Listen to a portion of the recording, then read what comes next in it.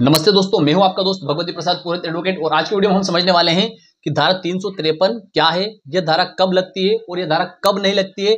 इस धारा में दोषी पाए जाने पर कितनी सजा हो सकती है। तो देखिए दोस्तों, इस ग्राफ के माध्यम से हम सब कुछ समझने वाले हैं। तो आपने चैनल को सब्सक्राइब नहीं किया तो चैनल को सब्सक्राइब कर लीजिए, बेल आइकन को प्रेस कर दीजिए और इस वीडियो को फटाफट लाइक कर दीजिए, क्योंकि इस चैनल के माध्यम से आपको मिलती है सरल और आसान भाषा में कानून की नई नई जानकारी। तो आइए वीडियो को शुरू कर लेते हैं। देखिए दोस्तों, यहाँ पर हमने यह ग्राफ लिया है। इसमें यह एक व्यक्ति है जो कि शासकीय सेवक है, ठीक है।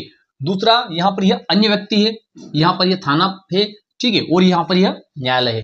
तो सबसे पहले हम ये समझेंगे कि यह धारा कब लगती है, ठीक है, और उसके बाद में हम समझेंगे कि धारा कब नहीं लगती है। तो जैसे मान लेते हैं कि यह एक शासकीय सेवक है। इस शासकीय सेवक को शासन ने अर्थात सरकार ने जिस कार्य के लिए नियुक्त किया है, अगर यह व्यक्ति जो है वो उस कार्य को कर रहा है और ऐसी स्थिति में यह अन्य व्यक्ति जो है, ठीक है, ये अन्य व्यक्ति जो है ये किसी प्रकार की उस कार्य में बाधा उत्पन्न करता है। कैसे?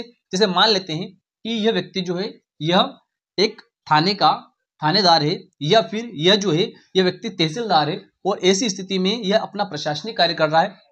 जैसे कि इसको शासन ने निर्देश दिए या कलेक्टर ने इसको ऐसा कोई आदेश जारी किया है कि आपको यह काम करना है, ठीक है, और उस काम को जैसे यह करता है, जैसे कि यह अन्य व्यक्ति है, इस व्यक्ति ने किसी जगह पर अतिक्रमण कर रखा है, सरकारी जमीन पर क्या कर रखा है, सरकारी जमीन पर अतिक्रमण कर रखा है, और उस अतिक्रमण को विधिवत अगर ये व्यक्ति जो है यह शासकीय सेवक जो है यह उस अतिक्रमण को हटाना चाहता है, तो ऐसी स्थिति में अगर यह व्यक्ति जो है यह इस व्यक्ति को रोकता है, क्या करता है, रोकता है, और उसकी वजह से यह व्यक्ति जो अपने कार्य को करने में किसी प्रकार की बाधा समझता है, अर्थात इसको किसी प्रकार की असुविधा होती है, जिसके कारण की उस कार्य को पूर्ण करने में किसी प्रकार का विलंब होता है या वह कार्य पूर्ण नहीं हो पाता है। तो ऐसी स्थिति में यह व्यक्ति जो है ये क्या करेगा कि इस व्यक्ति के खिलाफ थाने पर जाएगा। कहां पर जाएगा? थाने पर जाएगा।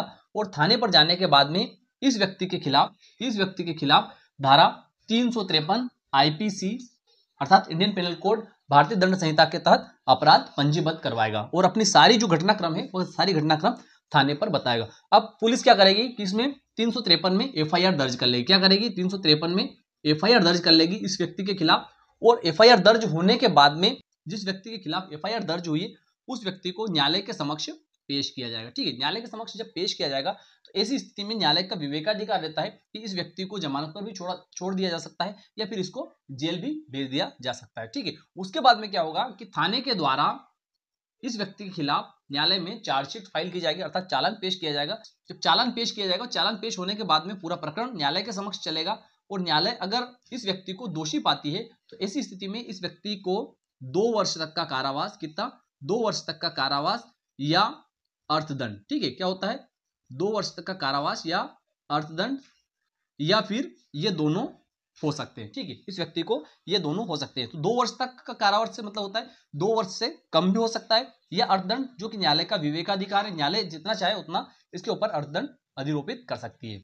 अब हम यह समझेंगे कि धारा 353 जो है यह कब नहीं लगती है। तो देखिए कब नहीं लगेगी कि जैसे मान लेते हैं कि यह व्यक्ति जो है शासकीय सेवक है, ठीक है, ये शासकीय सेवक है, लेकिन यह व्यक्ति जो है वह काम नहीं कर रहा है जो कि शासन ने इसको करने के लिए नियुक्त किया है, ठीक है। और ऐसी स्थिति में अगर इन दोनों लोगों का, इस व्यक्ति का और इस व्यक्ति का किसी प्रकार का विवाद हो जाता है, जैसे कि इस व्यक्ति की कोई जमीन है, ठीक है, ये शासकीय सेवक है लेकिन इसकी कोई जमीन है और उस जमीन पर ये अपना काम कर रहा है और इन दोनों के बीच में किसी प्रकार का कोई विवाद हो जाता है, और ऐसी स्थिति में ये शासकीय सेवक है और ये चाहता है कि इस व्यक्ति के खिलाफ धारा 353 का मुकदमा बनवा दे, ठीक है, क्योंकि ये शासकीय सेवक। लेकिन उस धारा में यह दिया गया है कि कोई भी शासकीय सेवक है वह उसके पद पर रहते हुए उसकी पदी हैसियत से कोई कार्य करता है, और ऐसी स्थिति में अगर उसके पदी हैसियत में जो कार्य किया जा रहा है उसमें किसी प्रकार की बाधा कोई व्यक्ति उत्पन्न करता है, तो ऐसी स्थिति में ही जो बाधा उत्पन्न करता है उस व्यक्ति के खिलाफ धारा 353 आईपीसी की पंजीबद्ध की जाएगी। तो मैं विश्वास रखता हूं कि आज का वीडियो आपको अच्छा लगा होगा। अच्छा लगा तो वीडियो को लाइक कर दीजिए, अधिक से अधिक लोगों तक इसको शेयर कर दीजिए। फिर मिलते हैं अगले वीडियो में, तब तक के लिए जय हिंद, जय भारत।